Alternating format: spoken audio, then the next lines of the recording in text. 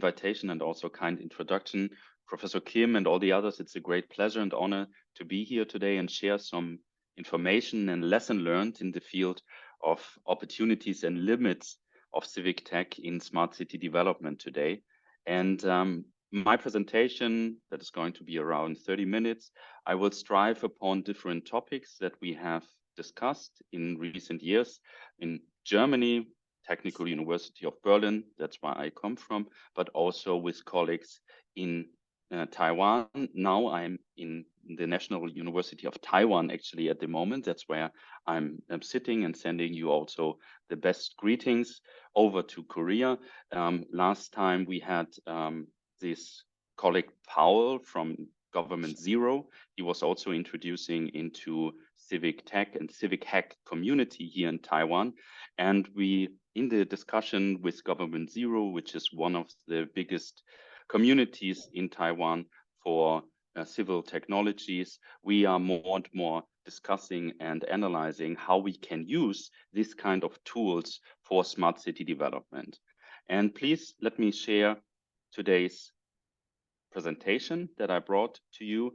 And then later on, what I also did, and I discussed this with Kwon when he was here in Taiwan and participated in our last workshop in the end of October, I brought a small idea for a cooperation project. So at the end of this presentation, I would like to show you an idea for a cooperation project that we could start in the future maybe, or that we can at least think about.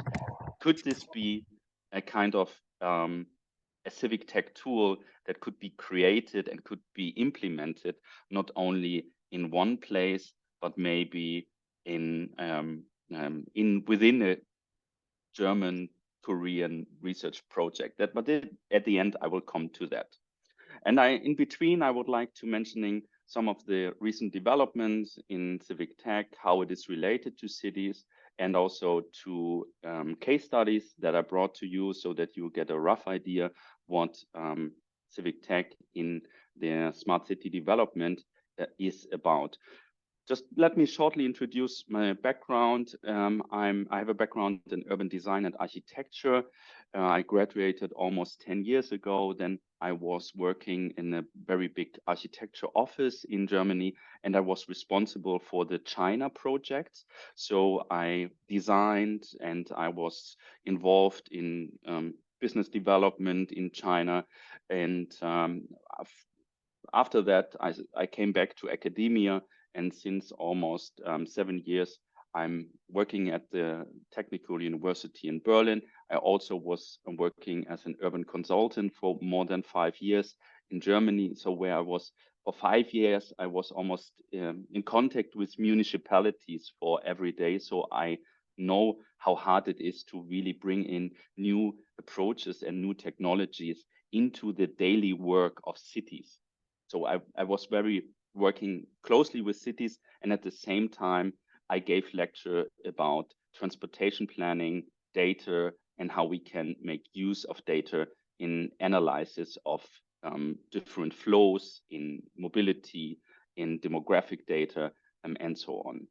Today, I would also shortly introduce you to one of these tools. Yeah, it's not really a civic tech tool. It comes more from academia, but we can use it. Citizens can use it with a certain knowledge to also to analyze flows and transportation in urban areas.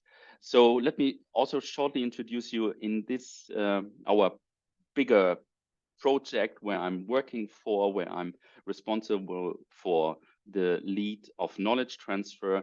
This is the so-called Mobility to Grid Research Campus based in Berlin. That is where 36 partners from science and industry working on solutions for mobility and energy. So how can we make use of renewable energies in the transportation system and bring them, for example, into an electric bus system, into smart grid, into electrification of disposal cars. And then we have all these tools. One of the tools is MATSIM. It's a multi-agent transport simulation tool, but we also would like to know how we can integrate citizens into the discussion of this transition of mobility and energy in urban areas. And one of the places where we are doing it, this is here, our campus that you can see in Berlin. It's a climate neutral area, mainly because of a combined heat and power station, but also renewable energies that are integrated. Then we have a car-free area, and we can see here in the background a lot of sustainable buildings as well.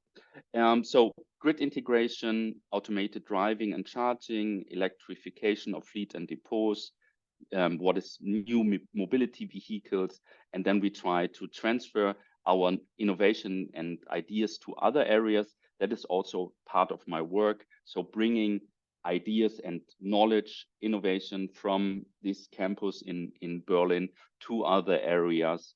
And yeah, this is one of our scopes, but within the 36 partners from science and industry, we have a lot of these very different topics that we are conducting research together with industry partners like Schneider Electric, Siemens, Audi.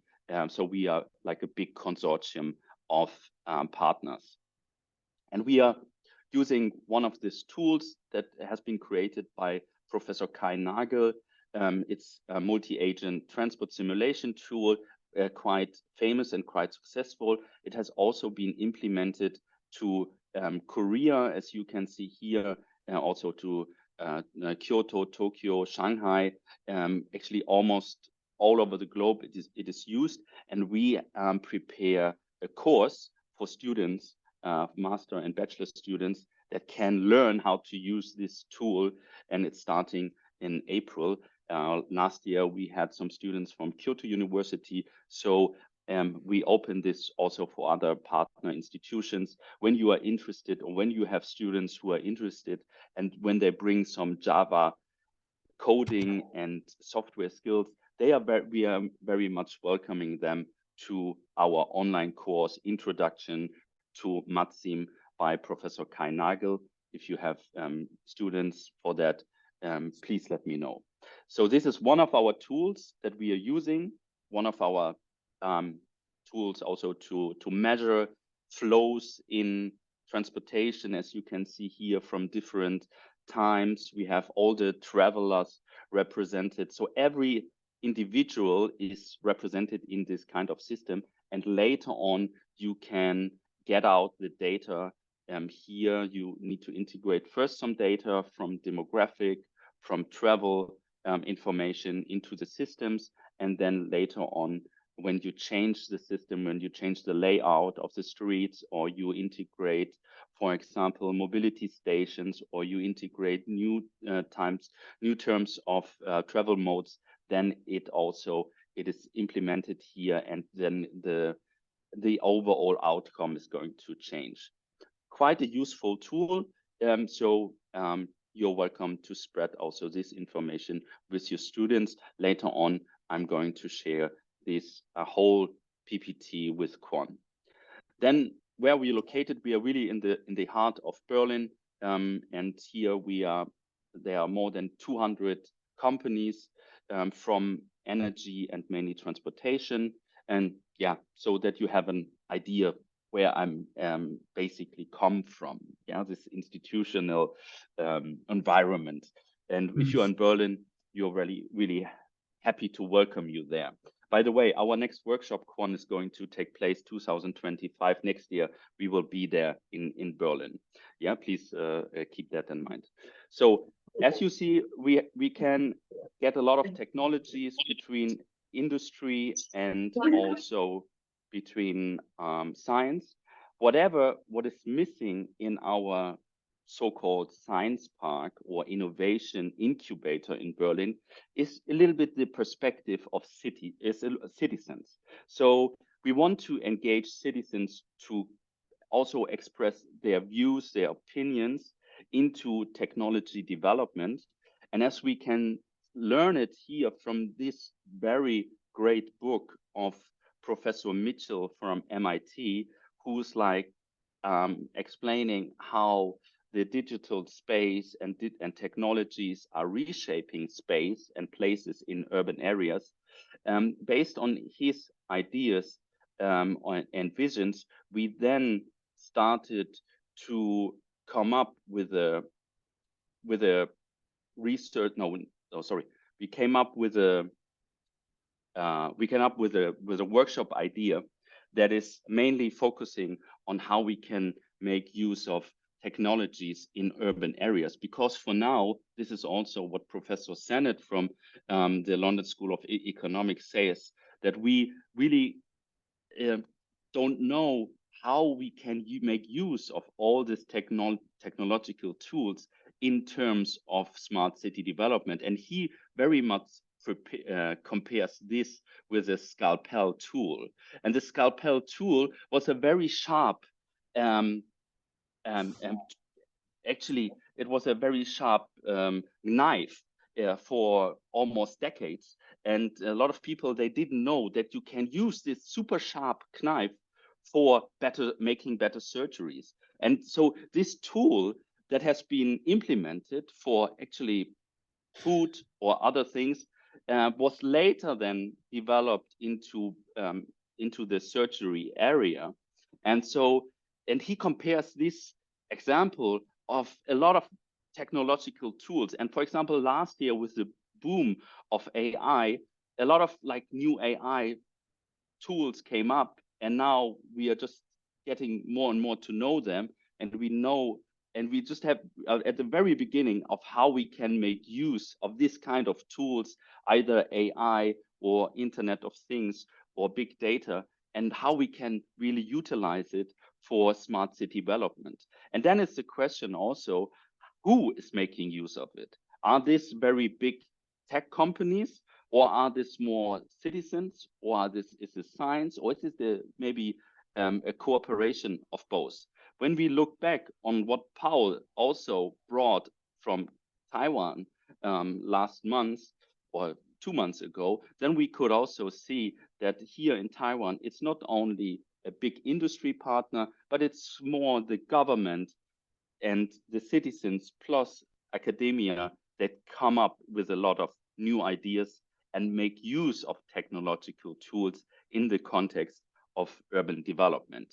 And in our first workshop that we started in 2002 at the Europe campus, you just saw this campus in the background on some pictures and a small video, we started to discuss how we can use these tools. And one of the tools that we created in this week was 2 sensors, one sensor for measuring NOx and the second sensor for measuring CO2 emissions.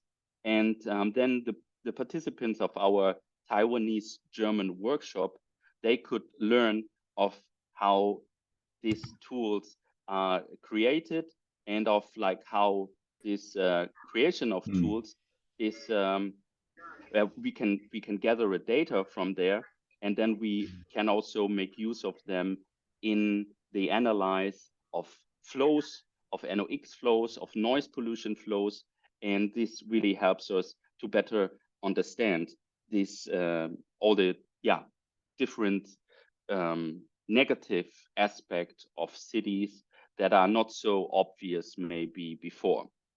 So this was our first workshop that took place in Berlin, and then our second workshop last year in Taiwan. We then brought together our citizens with Government Zero and with the Taiwanese civic hack community, and we mainly concentrated on one specific area. We brought all the participants to this very specific area in the north of Taipei, a wetland, so a highly controversial area that is going to be planned and redeveloped in the future. And we asked our participants how we can make use of the data that we can find here, how we can make something like the quality of the place, how we can make it visible, and then how we can implement this information into a hackathon. And so at the heart of our workshop was a 2 days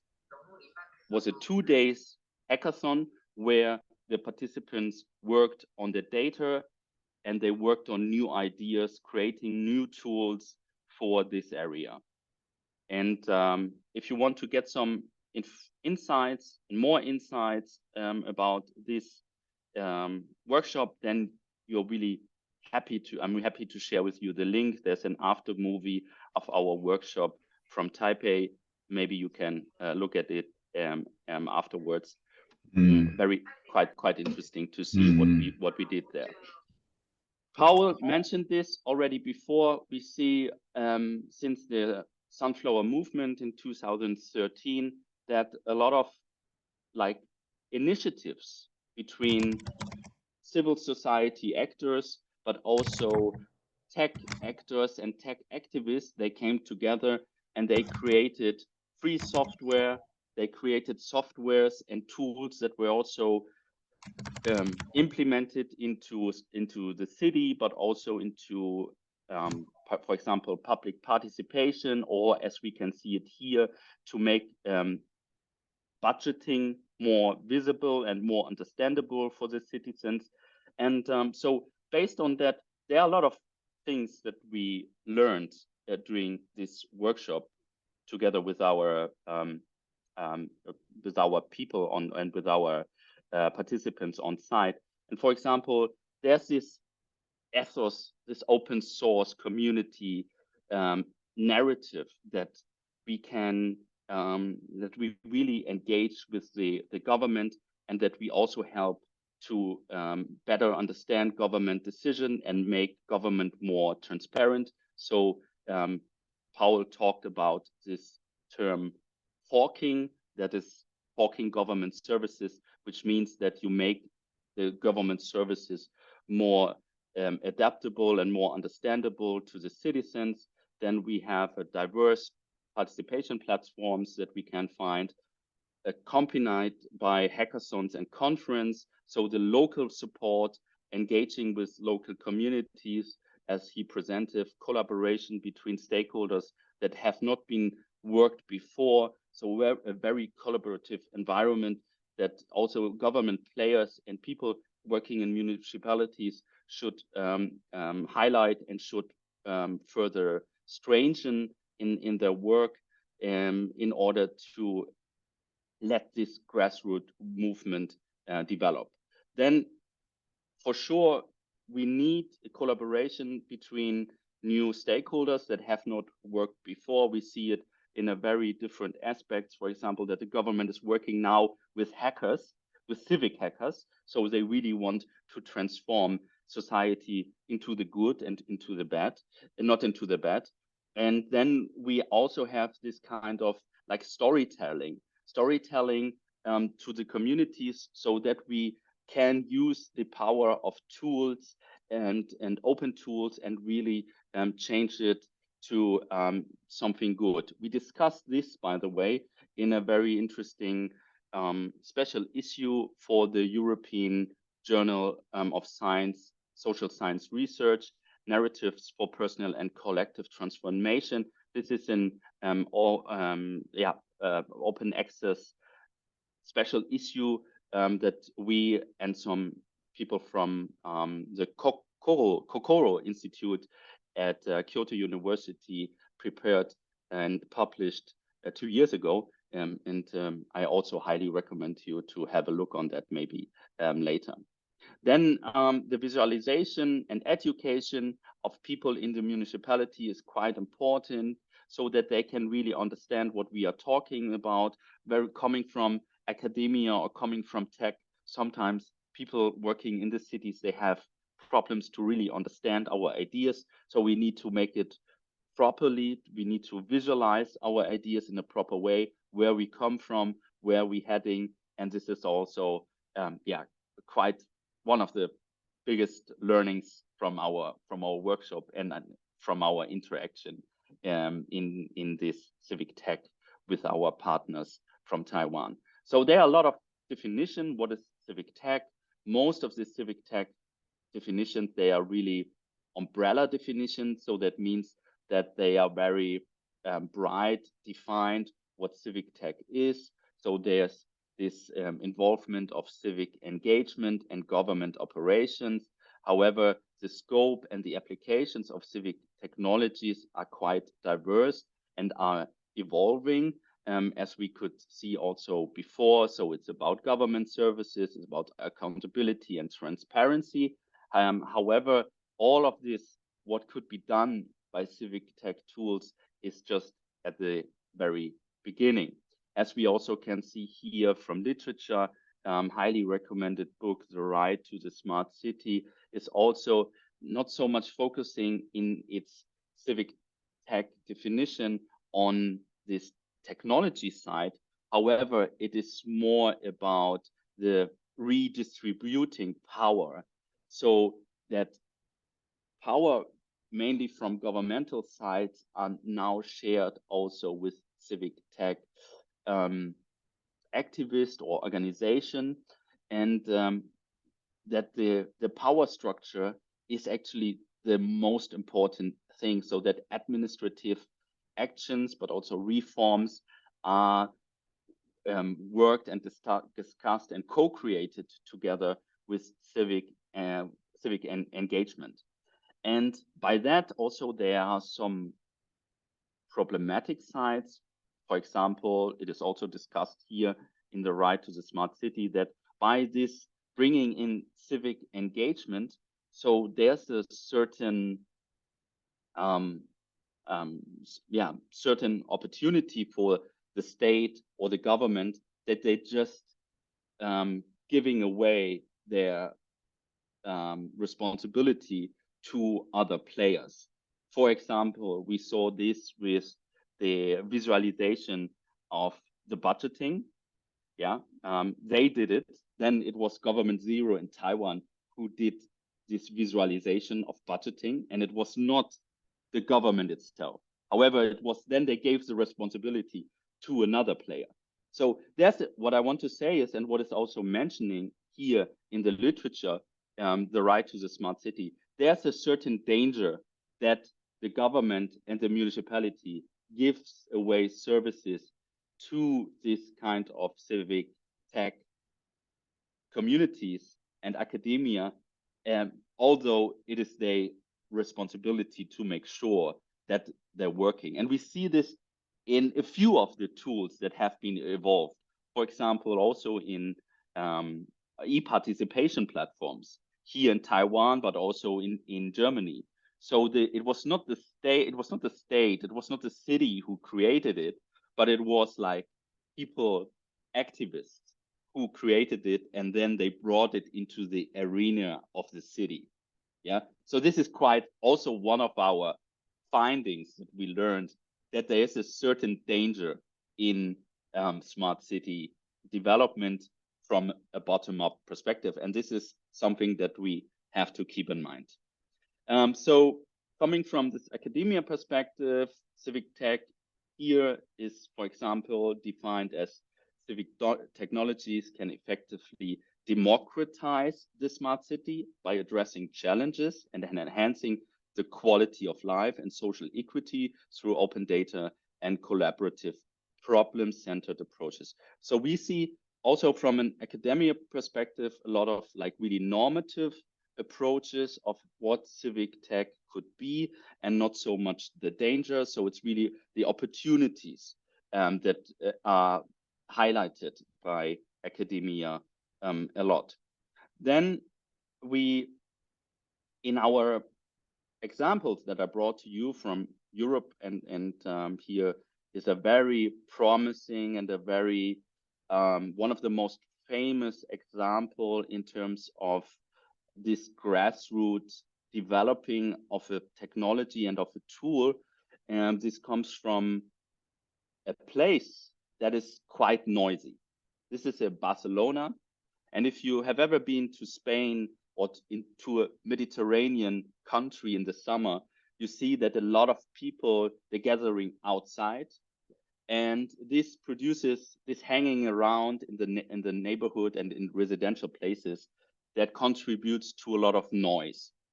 And this noise of course, also comes along with a certain anger of people who are like living nearby, and they seeing the people on the streets at night, but maybe they want to just go to sleep, and so that people here on this very famous place in Barcelona, the residents, they then they went to the government, they went to the municipality, and they said, "Oh, we are really annoyed by that." And then the government just said, "Oh, there's nothing we can do about, yeah, because this is like something you need to deal with, yeah. They are noisy, but it's not. We cannot do it. We don't have capacities for that." And what the residents then did is, together with the university in Barcelona, they created sensors. They created noise pollution sensors, and they put these noise pollution sensors on the Plaza de Sol in Barcelona. And then they gathered in real time the data, how noisy it is. And they put this kind of sensor, so the resident used the sensor to prove how noisy and the noise levels, and then they connected it with the local police. And then the local police, at the end, they were informed by that, and they put away, and they came and they pushed away the people from the Plaza de Sol when the noise level reached a certain level. When there's a certain level was reached, the police was informed or is informed, and then they come and they just take care about, and the people have to go.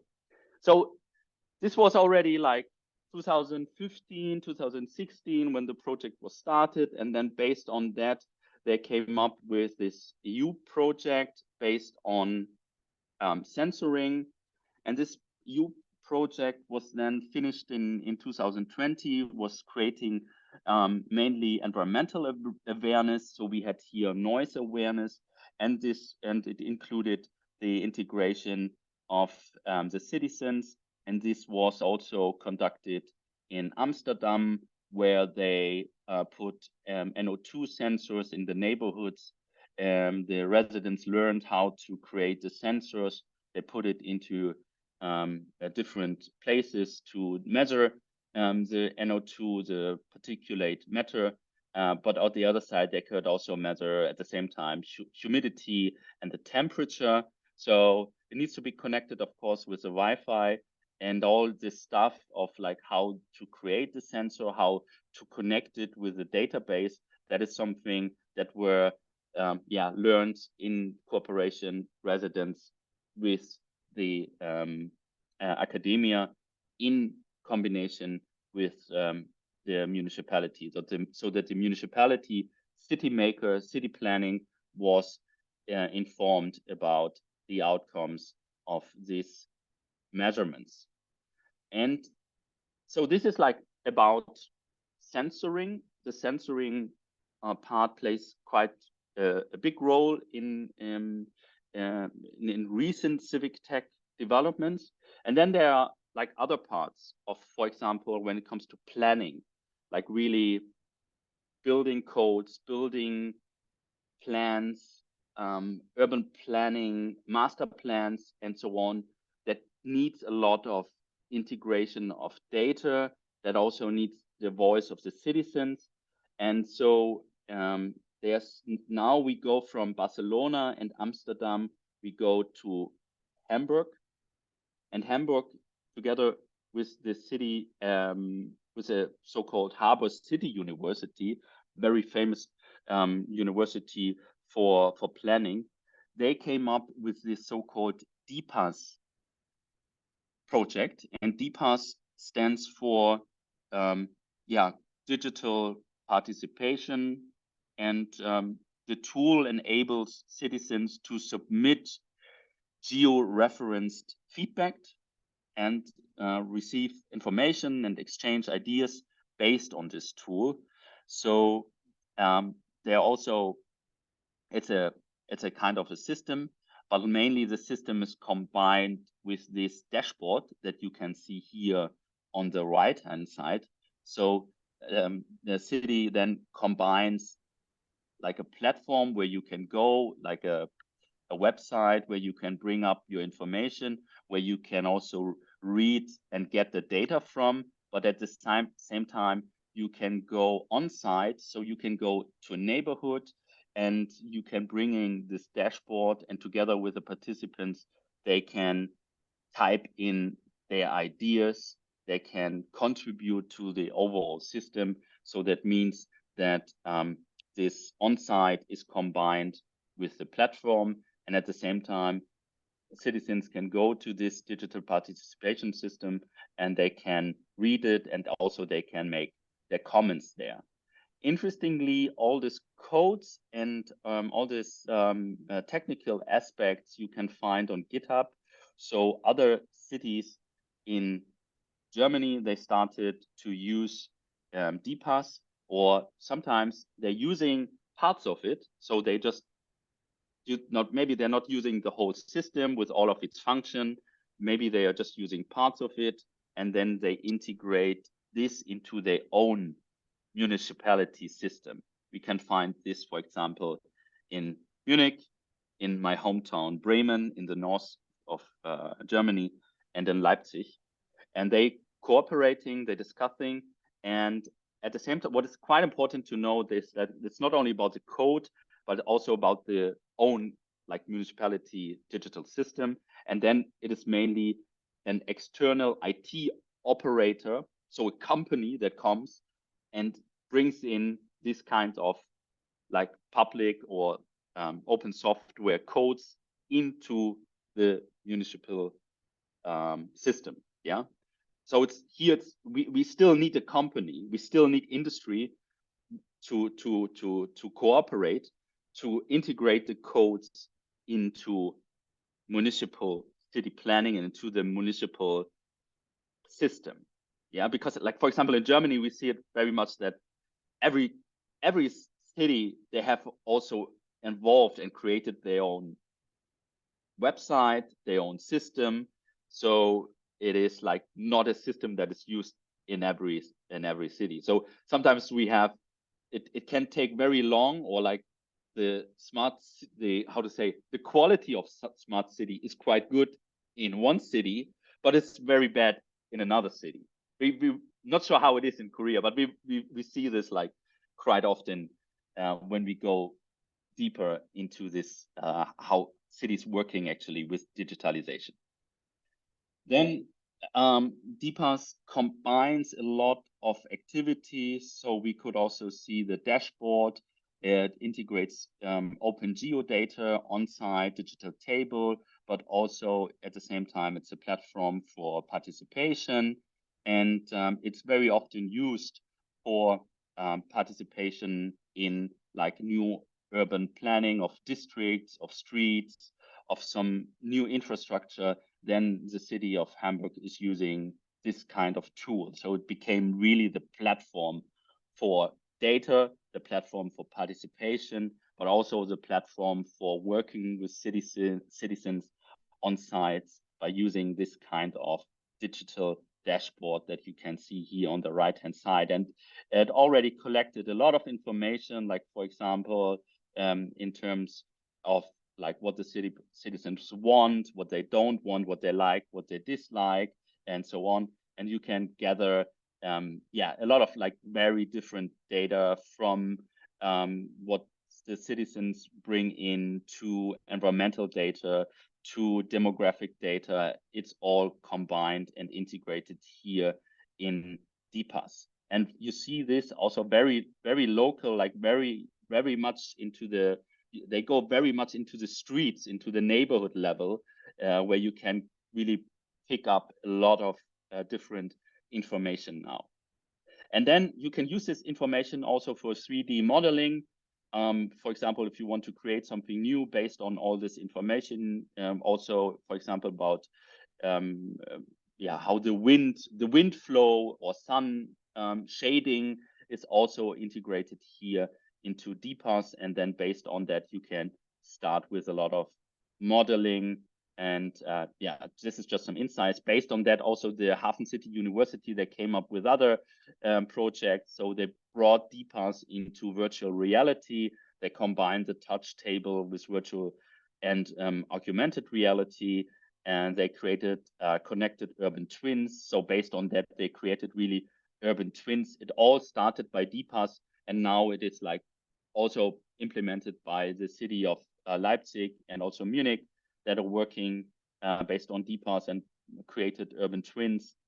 I don't want to go into this urban twin thematic. So now I think also you know about that.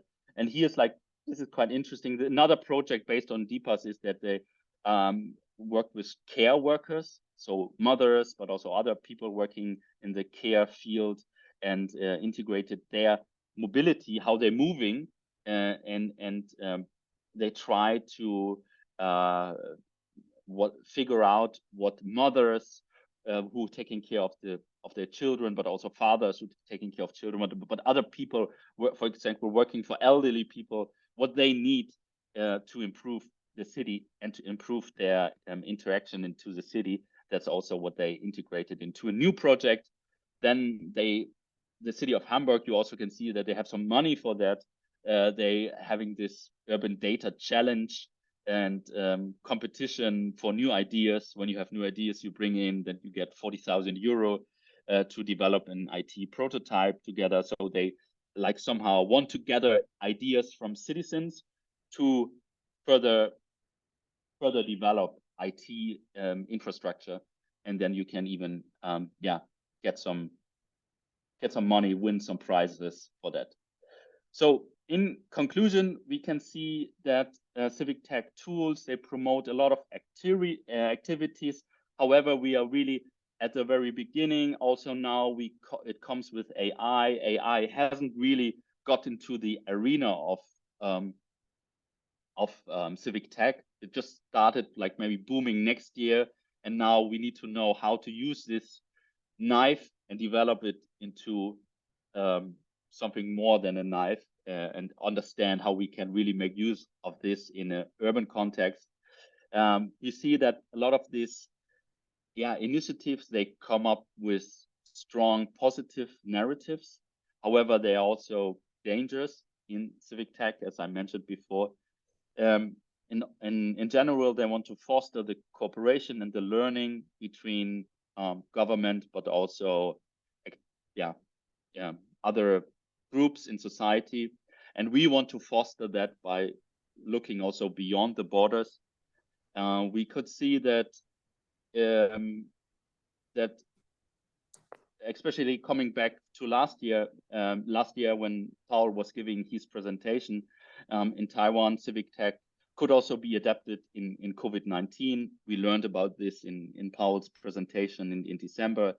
Then there's the role of open source platforms like DPAS in democratizing the urban planning process and facilitating citizens' input. But digital participation cannot replace analog face-to-face meetings. So we can also see it that there can be a tool. However, it's really important that we still cooperating and meeting with the people and the citizens on site.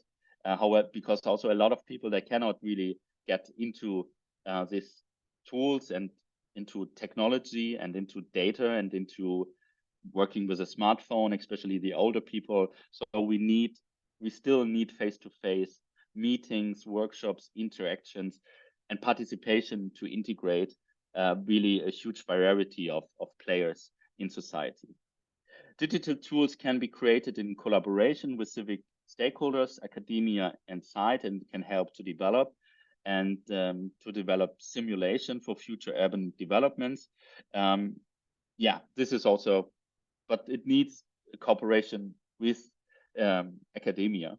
And coming back to academia, as I mentioned before, I want to share and discuss with you one idea that we have at TU Berlin and in our campus. Because in our campus, as I said before, we gather a lot of data. And for example, we have the data about the capacity of roads. So we know how many cars can go through one street. We also know how many people can, the capacity of places, of open spaces. We know about that, but we don't really make use of this kind of information. So in one of our ideas, we want to develop a database and a temporal spatial forecasting tool to prevent crowd disasters. This is our idea. And why we have this idea? Because in Germany, we had a crowd disaster in 2010, and you in Seoul, you had a crowd disaster in 2000, 2 years ago. And based on that, now we want to really make use of this information that we have about street capacity, about forecasting, about big data, and so on and so on. And so we want to mix it, the street capacity with social media data. For example, the forecasting, we know events that are going to take place in the future. We know messaging. We have sensitive analysis on social media before. We can get the weather data. We can get the transportation data. And all of this data we would like to use in a model. We are not sure if it's a model, what kind of model we really use for that. Maybe it's a kind of a linear model, statistical models. Maybe it's also AI. This is something we can discuss. But then we want to integrate this into a tool, into a spatial tool, and then have something like a data-based temporal spatial forecasting tool where the municipality knows about certain dangers, where masses of people, where huge density is going to be expected in the urban area. So it's something for risk management. It's also for police, where police can warn. Maybe you get a trigger warning before when you go there. But yeah, this is our idea that we have. And we would like to start in the upcoming, maybe this year, maybe next year, we want to start a research project of how to develop such a tool. And maybe you are interested in joining. Yeah. Okay. So thank you very much. Was great to share with you some information. You can add me on LinkedIn or send me an email. I'm happy also to show you the National Taiwan University or our campus in Berlin. Thank you very much.